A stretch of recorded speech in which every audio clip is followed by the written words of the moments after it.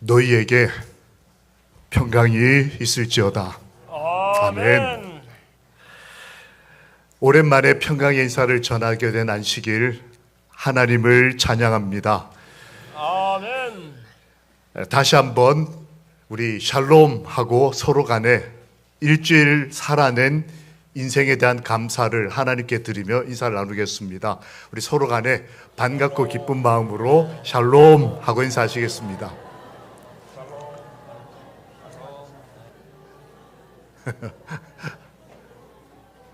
네. 혹시 여러분은 살아가시면서 보내지 못한 편지를 혹시 가지고 계십니까? 저도 하나 있어서 여러분에게 보여드리겠습니다.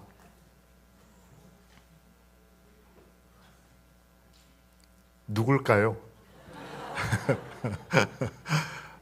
우리 마석 하늘 가족 여러분, 안녕하셨습니까?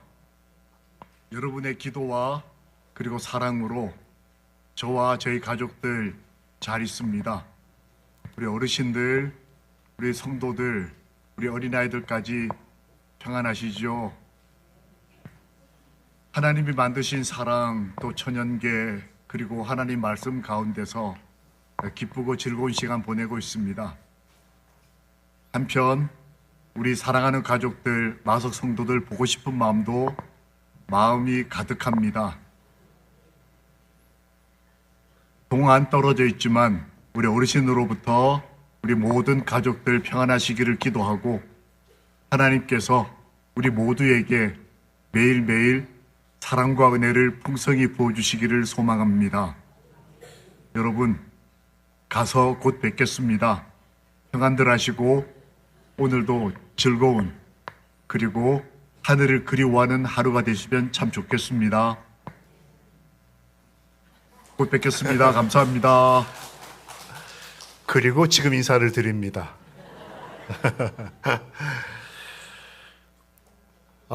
여기는 우리 미국에 있는 우리 재림교회 야영장입니다. 한국어로 말하면 사슴의 동산. 그런 곳에 아들하고 가서 좀 기도하고 산을 오르고 이렇게 했던 시간에 문제가 좀 생겼습니다. 한국에 사니 멀리 있는 아이들이 보고 싶고 그곳에 가니 여러분이 보고 싶고 고민하다 저걸 찍었습니다.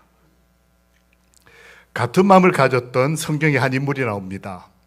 에베소서 1장에 보면 하나님의 뜻으로 말미암아 그리스도 예수의 사도된 바울은 에베소에 있는 성도들과 그리스도 예수 안에 있는 신실한 자들에게 편지하노니 하나님 우리 아버지와 주 예수 그리스도로부터 은혜와 평강이 너희에게 있을지어다. 아멘. 이 사도 바울의 마음을 제가 이해하게 된 겁니다. 사도 바울이 전도 여행을 할 때 이 에베소 교회에서 3년을 지내면서 담임 목사처럼 살았습니다. 제가 이제 만 3년이 돼갑니다. 마석교회 온 지. 사실은 사도 바울은 살아서 이 교회, 내가 정들었던 마음을 담고 있던 마석교회를 떠나서 로마라고 하는 곳의 감옥에서 지금 이 편지를 쓰는 건데 이게 성경이 된 거예요. 근데 이것이 처음이자 마지막 편지였습니다. 여러분, 만약에 제가 보낸 이 영상이 제가 살아 돌아오지 못하고 마지막 영상이었다면 여러분 어떻게 하시겠습니까? 잘됐다. 새 목사님 오시니까. 아이고, 저 목사님 놓고 간 저 프라이드 차 저 누가 가지고 갈까? 무슨 생각 하시겠습니까? 우리가 성경을 읽을 때 별 생각 없이 읽었지만 사실은 이 에베소서는 사도 바울이 3년을 같이 지낸 교인들에게 보낸 첫 편지이자 마지막 유언과도 같은 편지였어요. 그때 당시 상황을 살펴보면 예수님 태어나신 지 한 100년이 채 안 된 그때 당시의 상황을 보면 정말 세계를 지배하는 황제가 네로라고 하는 사람이었습니다. 여러분 잘 아시죠? 네로, 로마의 불을 지른 사람. 그리고 그걸 보면서 시를 지은 사람, 폭군 중에 폭군 네로가 이 편지를 쓸 때의 세계의 지도자였습니다. 당시 사람들은 먹고 마시고 어디가 맛집이냐, 좋은 옷 입고, 이게 유행이었어요. 하나님을 믿는 사람이든 혹은 정치를 하는 사람이든 혹은 교회를 다니는 사람이든 상당히 많은 사람의 관심사가 먹는 것, 입는 것, 사는 집, 이런 것들에 집중하던 시대였다고 본교 주석은 주석하고 있습니다. 게다가 사도 바울은 감옥에 갇힌 상태였어요. 그냥 쓴 편지가 아니고 감옥에서 그의 인생의 앞날이 어떻게 될지를 모르는 상황 가운데서 그의 사랑하는 성도들에게 쓴 편지였습니다. 그 편지의 내용이 여러 가지가 있지만 요약하면 이렇습니다. 에베소 교회에 보내는 권면이 다 두 가지가 있었어요. 첫 번째, 함께 읽어보겠습니다. 시작. 하나님 우리 아버지와 주 예수 그리스도로부터 은혜와 평강이 너희에게 있을지어다. 이 에베소서는 아주 짧은 편지글인데 은혜라는 말이 너무나 많이 등장을 합니다. 제가 적다가 멈췄어요. 무슨 뜻이냐? 지금 상황은 은혜라는 단어와 맞지 않는 시대였다는 거예요. 정치가 흔들리고 지도자가 네로였다고요. 그리스도인들을 잡아서 사자에게 밥으로 주는 시대였습니다. 굶겨 죽였어요. 아버지 어머니를 사자에게 뜯기게 하고 자식들을 굶겨 죽이는 시대에 기독교인들이 살았습니다. 게다가 교회 중에 섞인 무리가 있어서 돈이 최고인 줄 알고 먹는 거 맛있는 거 찾아와 다니고 큰 교회 지으면 부흥한다고 생각하고 그런 종교적 사회와 일반적 사회 사람들 상식 가운데 사람들이 살고 있었습니다. 게다가 자신은 감옥에 있었어요. 언제 죽을 줄 몰랐습니다. 그런데 그 에베소 교회 담임 목사, 3년을 담임했던 그 목사님이 편지를 쓰셨는데 그의 편지에서 아주 많이 등장하는 단어가 은혜라고 하는 단어였어요. 그리고 더 놀라운 표현, 한 신학자는 에베소서에 등장하는 이 표현, 충만이라는 표현과 풍성함이라고 하는 표현이 어떤 성경과 비교해봐도 많았다. 가장 핍절하고 외롭고 감옥에 있고 시대는 어렵고 황제는, 대통령은 폭군이고 교회는 타락했는데 그리스도인이 편지하기를 은혜가 있는데 그 은혜가 풍성하다. 내가 내 인생 뒤돌아봤더니 은혜의 은혜였다. 이게 어떤 은혜였을까요? 이 사도 바울이 다른 교회에다 편지할 때는 이런 표현을 썼습니다. 고린도 교회라고 하는 교회에다 편지할 때는 조금 깊이 있는 개인적인 얘기를 했습니다. 무슨 얘기를 했냐? 내가 고생 진짜 많이 했거든. 40에 하나 감한 배를 여러 번 맞았다. 이 40에 하나 감했다는 뜻이 뭐냐면 당시 풍습에 40대를 때려보니까 사람이 죽더라는 거예요. 그래서 죽기 직전까지 때리는 게 이 표현입니다. 이걸 여러 번 맞았어요. 태장, 아시죠? 벌거벗기고 곤장으로 때리는 태장, 돌로 맞음, 배가 가다 파선하는 것, 강도의 위험, 동족, 같은 사람들이, 히브리 사람들이 자기를 죽이려고 했던 위험, 이방인의 위험, 형제라고 말을 하면서도 거짓된 형제들의 위험, 굶주림, 헐벗음, 내가 이런 걸 겪었다. 사실 자신은 말하지 않았지만 그가 살해당할 뻔하기도 했어요. 그를 죽이지 않으면 먹지 않겠다고 한 사람들이 모인 살해의 결사대, 바울 죽이겠다고 먹지도 않는 사람이 수십 명이 있었습니다. 결국에는 사형을 구형받았고 사형당했어요. 그런데 그는 말하기를 나는 은혜가 많았던 사람이다. 하나님은 나 같은 사람에게, 우리에게 은혜가 충만하게 하셨다. 이것이 그가 처음이자 마지막으로 보낸 편지에 가장 많이 등장하는 단어라는 거예요. 여러분, 오늘 만약 내 인생이 끝이 난다면 여기에 있는 내 자녀들에게 뭐라고 유언하시겠습니까? 야, 내가 살아봤는데 정말 힘들었다. 그러시겠습니까? 너 한번 살아봐. 인생 만만치 않아. 돈이 이거야. 이러시겠습니까? 뭐라고 하시겠어요? 사도 바울은 말하기를, 하나님의 은혜, 내 인생 여기까지 왔는데 그 모든 것이 은혜였다. 내 은혜가 요만큼 부족하고 모자라고 핍절하고 이러지 않고, 이렇게 고생했는데도 불구하고 그럼에도 하나님의 은혜가 내 인생에 충만했다고 고백을 하고 있는 것입니다. 은혜가 충만했기 때문에 이 모든 인생은 견딜만 했다. 이거를 에베소서 2장 7절에서 한마디로 이렇게 요약을 했습니다. 함께 읽어보실까요? 시작. 은혜의 지극히 풍성함. 사형을 당한 사람이에요. 지금 감옥에 있는 사람입니다. 자기를 죽이려는 사람들이 수십 명이에요. 고생했습니다. 월급 받지 못하고 살았어요. 일해가면서, 아르바이트 해가면서 복음을 전하던 사람입니다.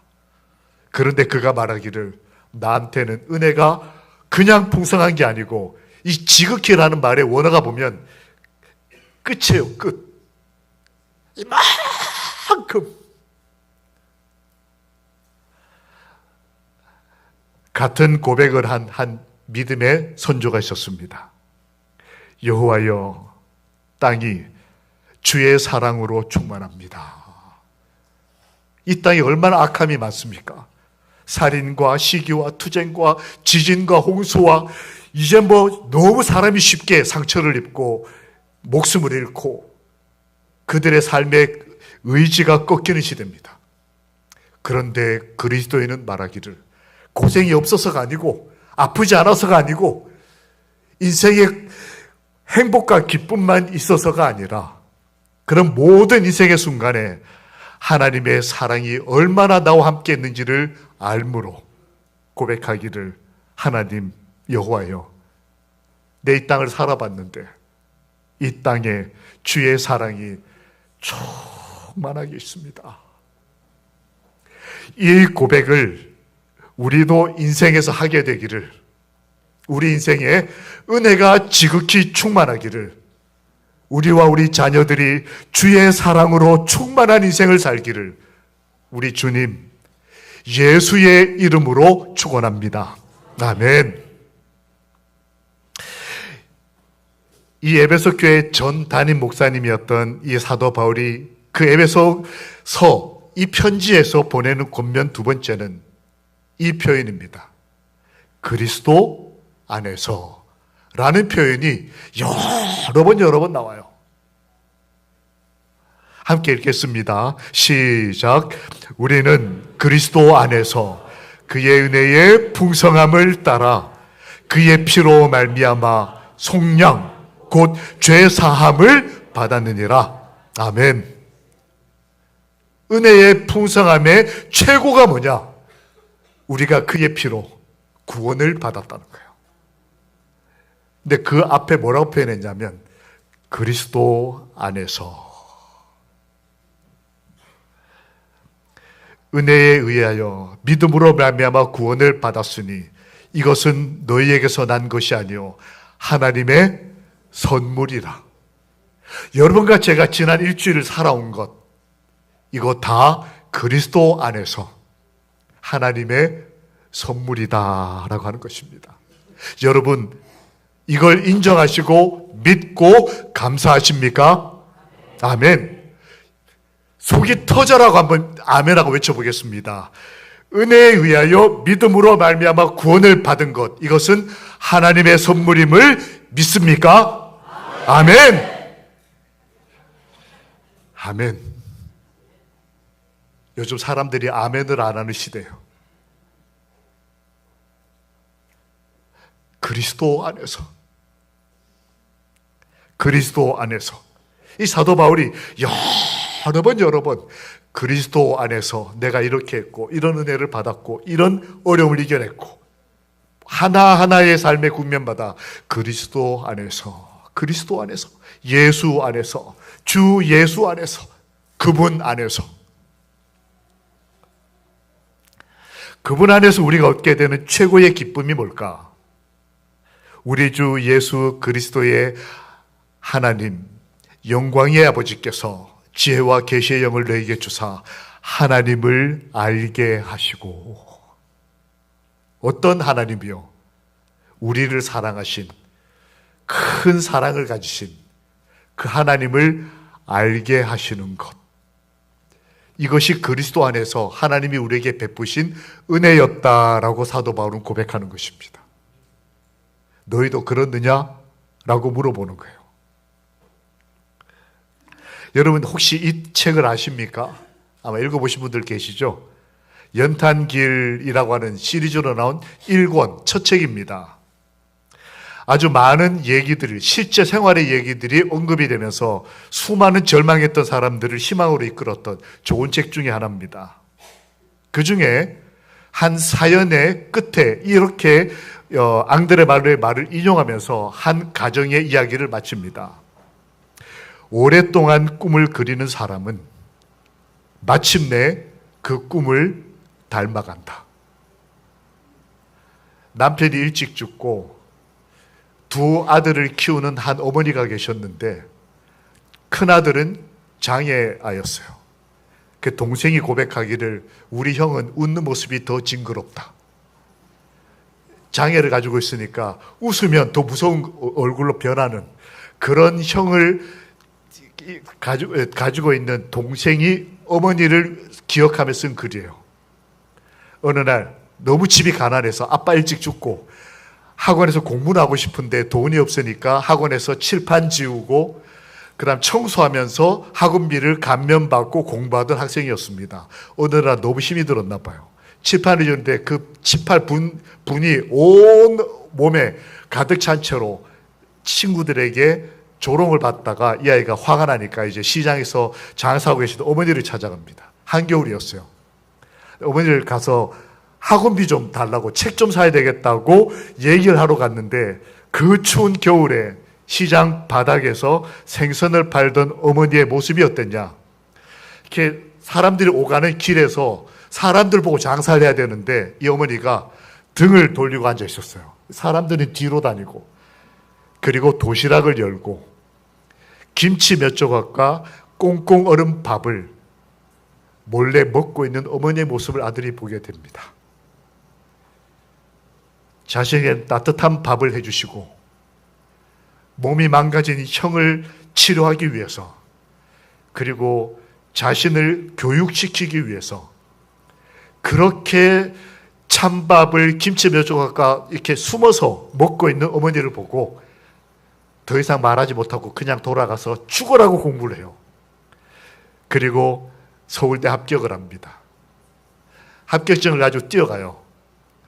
엄마.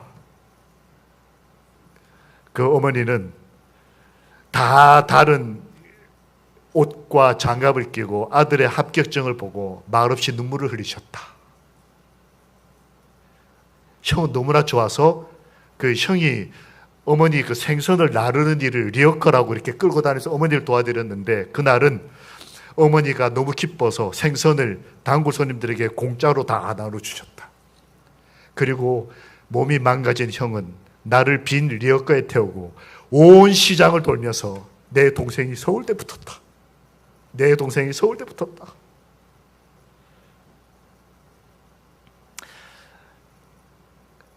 그 가족의 사랑을 잊지 못하는, 오랫동안 꿈을 그리는 사람은,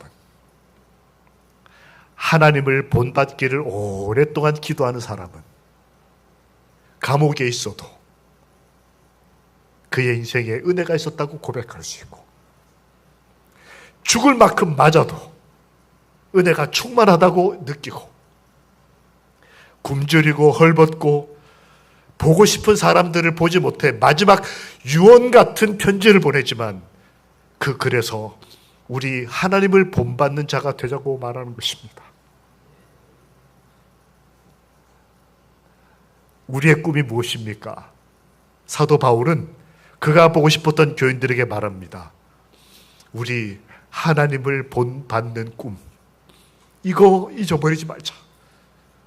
이 꿈을 잊어버리지 않는 한 예수님의 재림, 안식일, 봉사, 전도 다 좋지만 우리 아버지 하나님을 닮고 싶은 마음, 우리를 사랑하신 그 큰 사랑을 닮고 싶은 그 마음을 잊어버리지 말자. 이게 마지막 편지를 보내는 사도 바울의 진심이었던가요? 하나님을 본받는 자. 이 편지에 나타난 바울의 마음, 즉 결론을 정리해보면 이렇게 정리가 될 수 있습니다. 은혜가 충만한 그리스도인들이요, 그리스도 안에서 머리이신 예수님을 닮아가며 한 몸으로 연합하자. 이 에베소서에 보면 한 몸, 세 사람이 되는데 한 세 사람, 같은 세 사람. 우리가 받은 성령은 한 성령 이라는 표현을 쓰면서 우리가 이렇게 모여 있는 것이 얼마나 중요한 일인지를 사도 바울이 얘기하고 있는 것입니다. 우리가 하나님의 아들을 믿는 것과 아는 일에 뭐가 돼요? 하나가 돼요. 만약 저는 다시 돌아올 걸 생각하고 짧은 2분짜리 영상에서 이 말을 못했지만 제가 만약 돌아오지 못했다면 저는 뭐라고 영상에서 여러분에게 편지를 보냈을까요? 똑같이 3년 이제 목회한 우리 사랑하는 마석 성도들에게 우리가 하나님의 아들을 믿는 것과 아는 일에 뭐가 돼요? 하나가 돼요. 온전한 사람을 이루어 그리스도의 장성한 분량이 충만한 데까지 이르리니 범사에 그에게까지 자랄지라. 그는 머리니 곧 그리스도라. 그때 당시 교회는 민족 간의 갈등을 가지고 있는 교회였습니다. 히브리인들과 로마인들, 그리고 당시 에베소 교회가 있던 그 위치에 그 토속인들, 교회 안에 피부 색깔이 달랐어요. 그냥 전라도 경상도 정도가 아니었습니다. 북한, 남한, 중국, 일본이 한 개 다 다니는 거예요. 여러분, 그러면 우리가 하나가 되어란 말이 얼마나 간절한 말이었겠어요.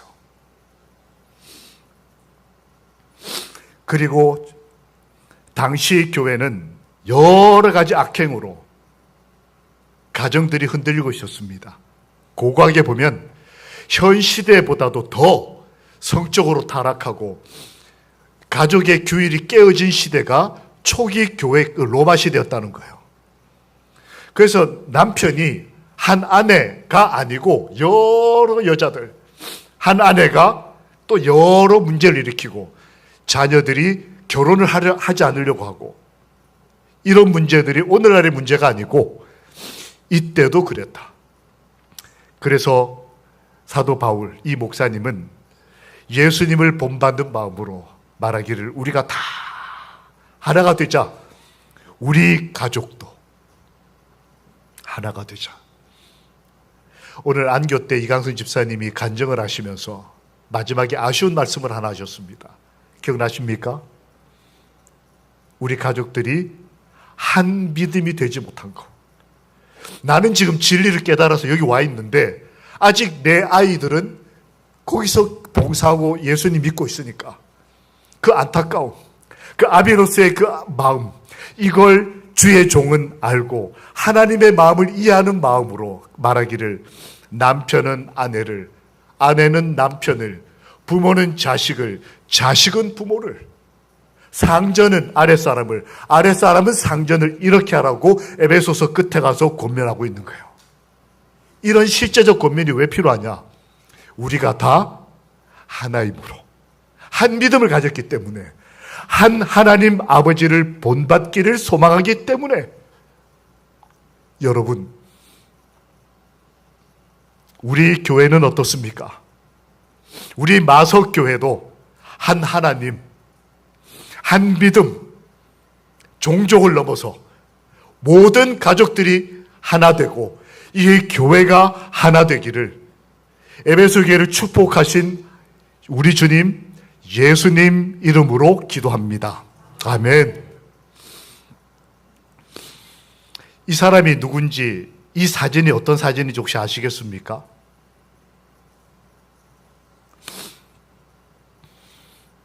(1970년) 빌리 브란트라고, 저기 무릎 꿇은 사람이 빌리 브란트라고 하는 당시 동독, 서독, 우리처럼 남북한이 나눠져 있던 독일 시절 서독 총리였습니다. 이 총리가 폴란드라고 하는 나라에 가서 폴란드의 2차 대전 전몰탑, 2차 대전 때 죽은 사람들을 이렇게 모아놓은 기념비 앞에 무릎을 꿇고 사과하는 역사적인 사진이에요. 그래서 어떤 책에 보면 독일은 저렇게 하는데 일본은 우린 책임 없다, 전쟁은 세계가 일으켰다, 뭐 이렇게 한다. 그래서 이 비교해 놓은 그런 책도 있습니다. 근데 사실 이 1970년보다 훨씬 전에 한 학자가 이 책에 예수의 비폭력, 사탄의 체제와 예수의 비폭력이라는 책에 인용한 한 일이 있었습니다. 1955년, 45년에 2차 대전이 끝나고 10년쯤 지난 어느 날 서독에 있던 그리스도인 두 사람이 용기를 내서 폴란드로 찾아갑니다. 지금 저기 총리가 가서 무릎 꿇은 저 나라, 원수와 원수예요, 서로. 독일이 폴란드 국민 600만 명을 죽였습니다. 400만 명이 집을 잃어버리고 실종이 됐어요. 어마어마한 피해를 본 나라이기 때문에 폴란드와 당시 서독 독일은 이 원수 국가였습니다. 그런데 전쟁 끝난 지 10년밖에 안 지난 시간에 두 그리스도인이 폴란드를 찾아가요. 그리고 이렇게 예배를 드리는 장소에 찾아갑니다. 다 폴란드 교인들끼리 예배를 드리는데 독일 사람 2명이 와서 예배 장소에 앉았어요. 교회가 난리가 났겠죠. 이 두 사람이 오늘 간증처럼 앞에 나와서 뭐라고 얘기를 하냐면, 여러분, 우리가 여러분에게 용서를 빌러 왔습니다. 우리도 하나님을 믿습니다. 우리가 10년 전에 이 폴란드에 저지른 모든 것이 죄였음을 인정하고 용서를 빌러 왔다고 받아주겠냐 그랬더니 받아줬을까요? 안 받아줬을까요? 난리가 났어요. 뭐 죽여라, 물러가라. 내가 다른 건 다 해도 너네는 용서 못한다, 뭐 이렇게 된 거예요. 그래서 폴란드 사람이 같이 예배드리고 같이 기도하기를 거부했어요. 이 두 사람이 어쩔 줄 모르고 있을 때 예배 마지막 순간이 왔습니다. 주기도문을 외우는 시간이었어요. 하늘에 계신 우리 아버지, 이름을 거룩히 여기심을 받으시며 나라에 임하시며, 쭉 가다가 우리가 우리에게 죄 지은 자를 사하여 준 것 같이 하고 난 다음에 다 기도가 멈췄어요. 아무도 기도를 못하는 겁니다.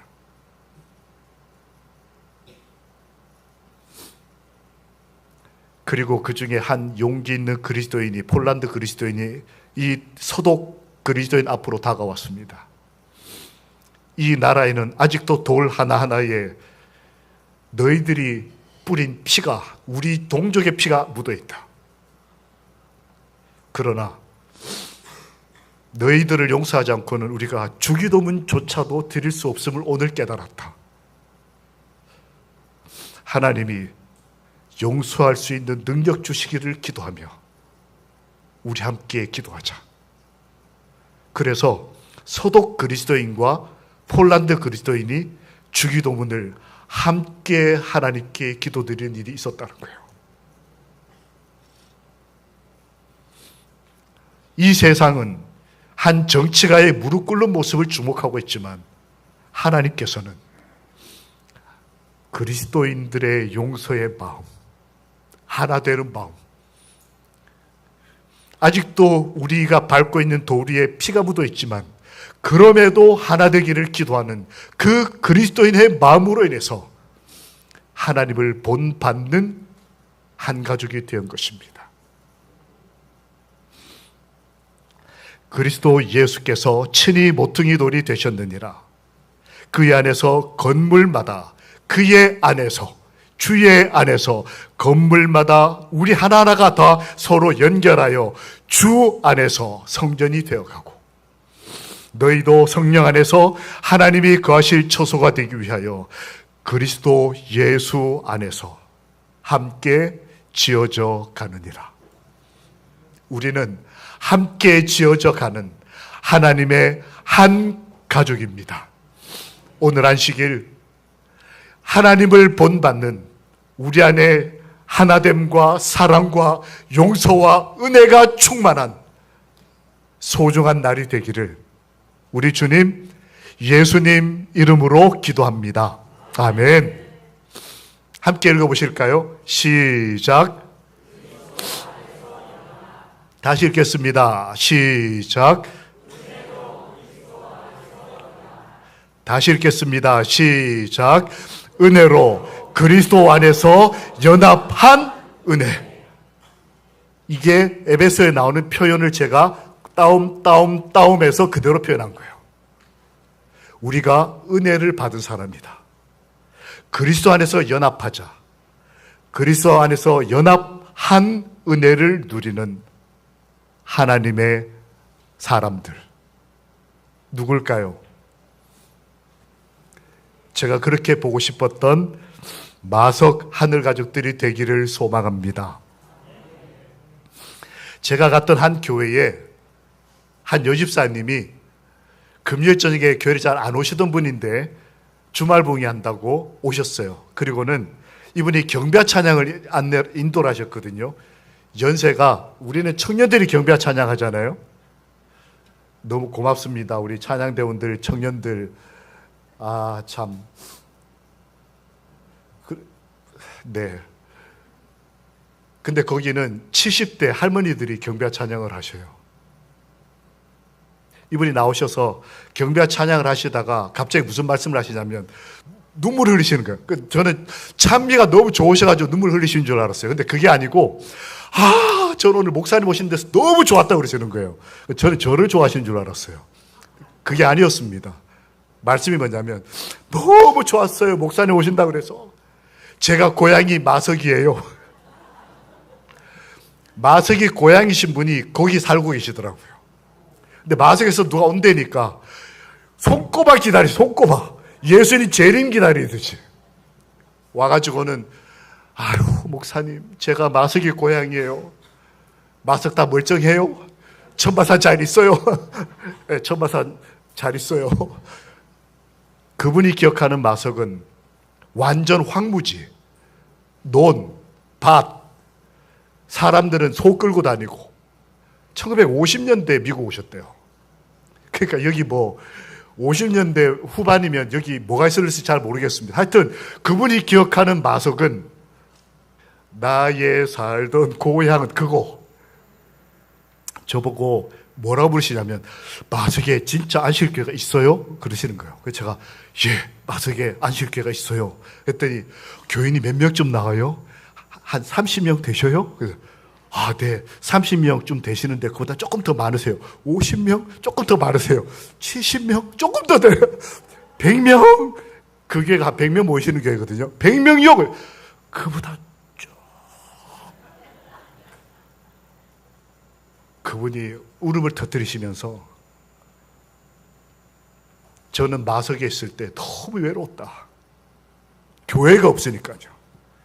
재림신앙을 가지고 있는데 가서 예배드릴 교회도 없고 교인도 없고 논밭만 있던 곳이었는데 그곳에 하나님의 진리교회가 세워지고 성도들이 모이고 하나님과 한 믿음, 한 아버지 아래 한 사랑 가진 이 많은 하늘 가족들이 있음으로 인해서 그분이 감격해가지고 가시면 마석 우리 고향 안식일교인 우리 성도들에게 인사 꼭 전해주시라고.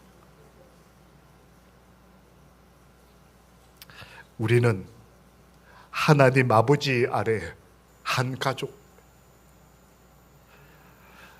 한 사랑받은 은혜가 충만한 그리스도인들입니다. 그래서 사도 바울은 에베소서를 마치며 이렇게 씁니다. 우리 주 예수 그리스도를 변함없이 사랑하는 모든 자에게 은혜가 있을지어다.